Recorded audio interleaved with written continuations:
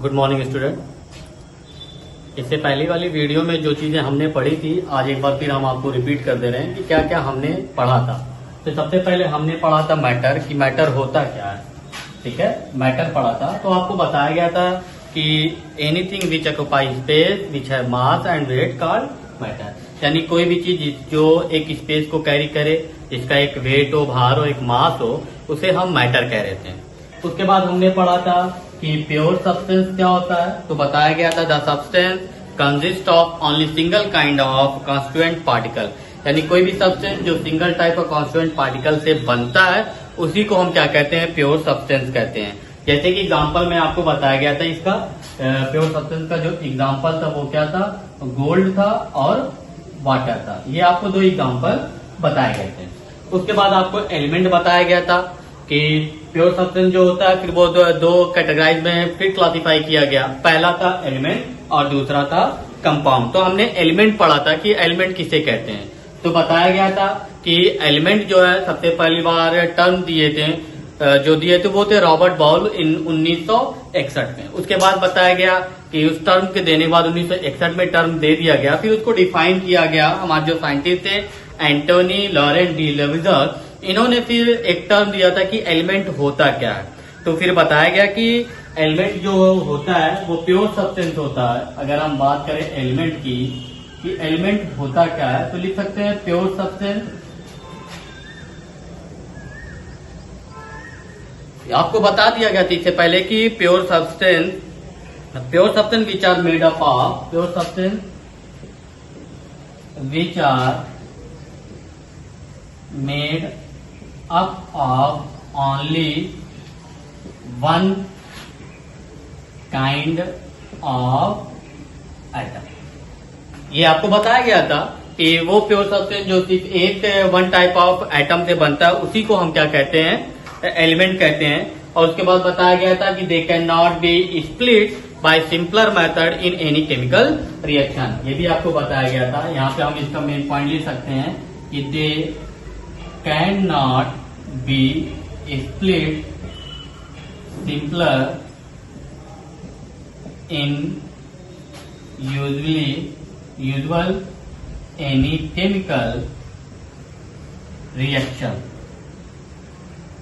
ये आपको बताया गया था। ठीक है, इसके बहुत से एग्जाम्पल हैं, आप कोई भी एग्जाम्पल लिख सकते हैं। जैसे कि अगर हम एग्जाम्पल की बात करें, इसमें एग्जाम्पल क्या है, तो जो गोल्ड, सिल्वर, ठीक है, सोडियम,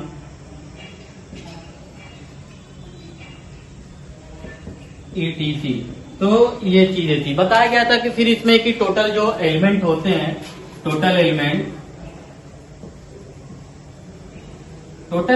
जो था वो हमारा 118 था, जिसमें बताया गया था कि नेचुरली जो थे वो 92 थे और बाकी जो लेफ्ट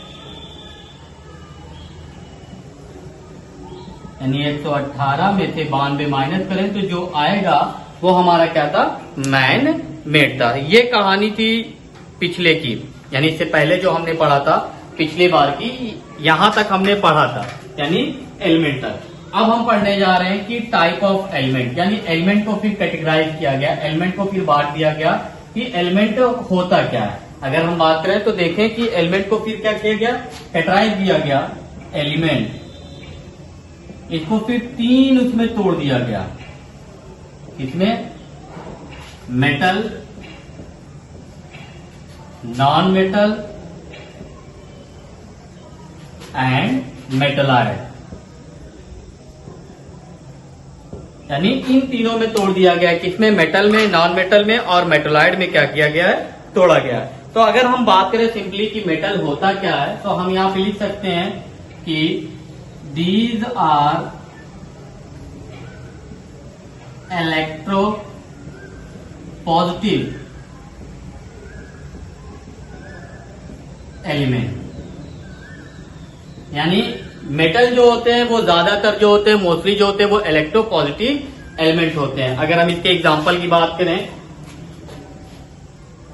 तो जैसे कॉपर है, सिल्वर है, गोल्ड है, अल्मुनियम है,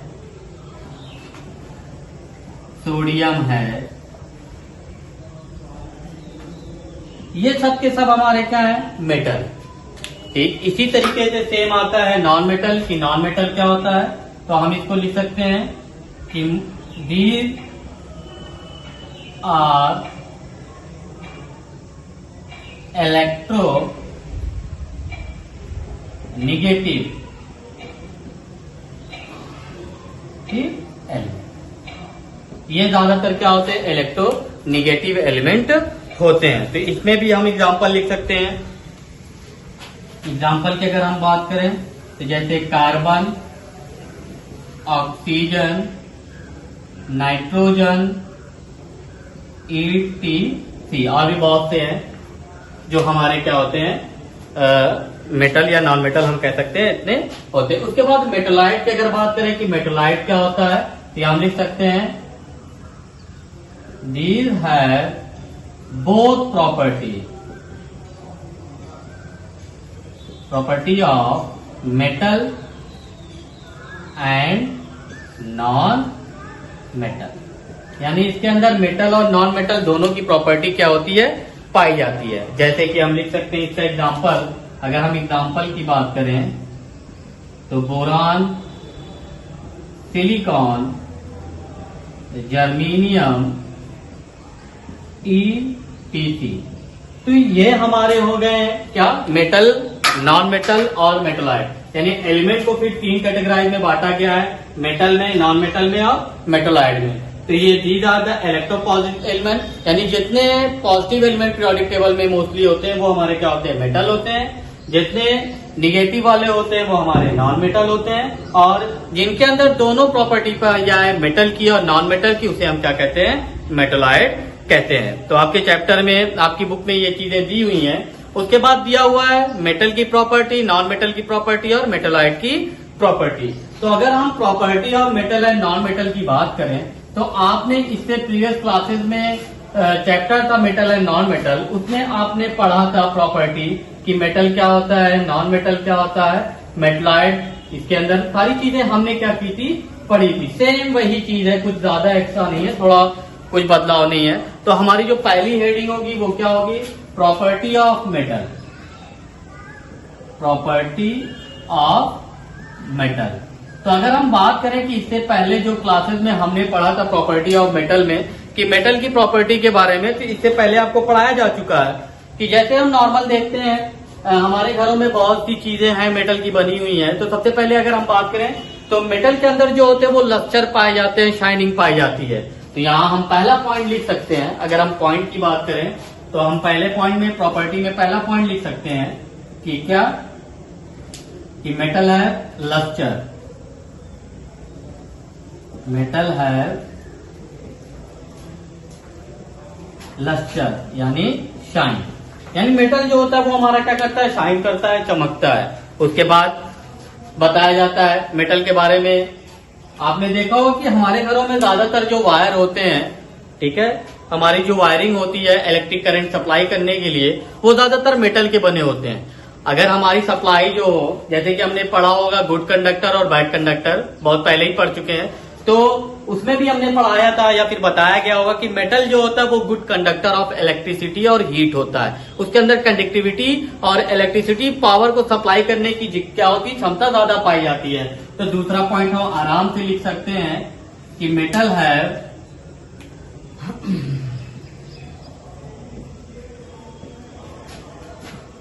गुड कंडक्टर। फिर नेक्स्ट आपको बताया गया होगा, प्रीवियस क्लास में आपने पढ़ा था कि मेटल के अंदर डक्टिलिटी पाई जाती है और इसके अंदर मेलेबिलिटी भी पाई जाती है। यानी हम देखते हैं कि हमारे घरों, जैसे कि हम नॉर्मल अगर बात करें, घर में आपके छप्पर लगा होगा, टीना जिसे हम कहते हैं, छत पे लगा होता है। तो अगर मेटल ना होता, अगर वो मेटल की जगह कोई और चीज होती, नॉन मेटल होती, तो हम उसको पीटते। जैसे अगर हम एक एग्जांपल ले रहे हैं, आप गए होंगे लोहार के पास, जाते हैं हम लोग आयरन स्मिथ वाले, ब्लैक स्मिथ के पास, वो क्या करता है, लोहे का टुकड़ा देते हैं हम उसको और कहते हैं कि इसको खुरपा बना दो, कहते हैं ना कि इसको इस शेप में चेंज कर दो। तो करता क्या है वो नॉर्मल कि उस चीज को पीटता है, यानी हथौड़े से पीटता है और उसका शेप चेंज कर देता है। और शेप चेंज क्यों कर रहा है, क्योंकि मेटल के अंदर प्रॉपर्टी ही पाई जाती है कि वो मेलेबल होता है। ठीक है। मेलेबल बोलते हैं उस प्रॉपर्टी को जिस प्रॉपर्टी के अंदर हम किसी भी मेटल को चेंज करते हैं इनटू थिन शीट। तो यहां पे हम लिख सकते हैं तीसरा पॉइंट हम लिख सकते हैं कि मेटल हैव मेलेबिलिटी, यानी मेलेबिलिटी का मतलब यानी चेंज इनटू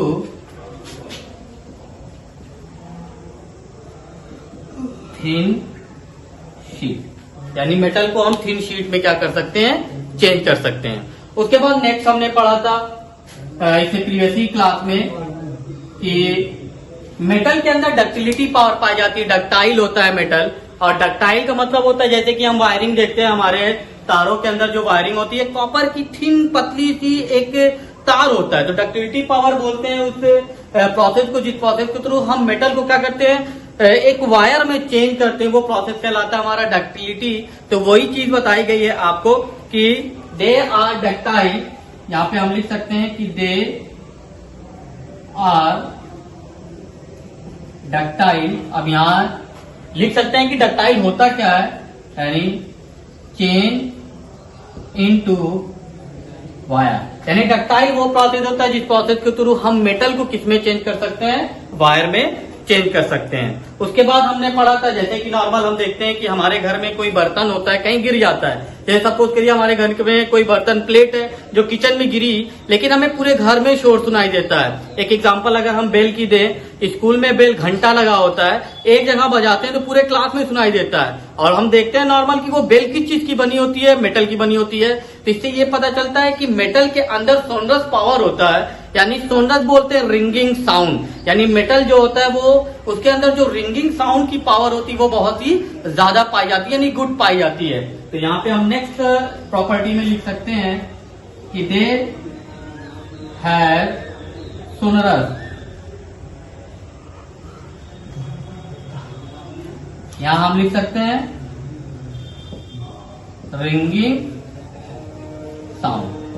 और अगर हम बात करें इन सारी चीजों को, तो ये सारी चीजें आपको प्रीवियस क्लास में बहुत अच्छे से पढ़ाई जा चुकी है, आप बहुत अच्छे से पढ़ चुके हैं ये सारी चीजें, उसी चीज को बस रिपीट किए, कुछ एक्स्ट्रा आपको नहीं पढ़ना है, वही सारी चीजें यहाँ पे बताई गई है। उसके बाद बताया गया है, कुछ एग्जाम्पल दिया गया है। अगर हम मेटल के एग्जाम्पल की बात करें तो बहुत से एग्जाम्पल है मेटल के, इससे पहले अभी आपको एग्जाम्पल बताया भी गया था, जैसे gold, silver, copper, aluminium, sodium,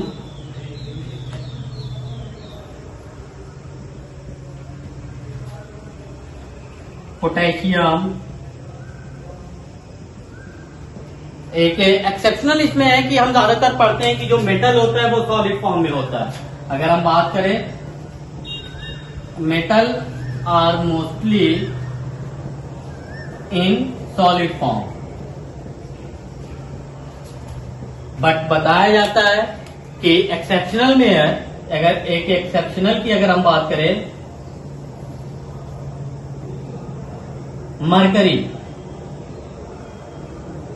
mercury जो है वो लिक्विड फॉर्म में होती है, लिक्विड एट रूम टेम्परेचर।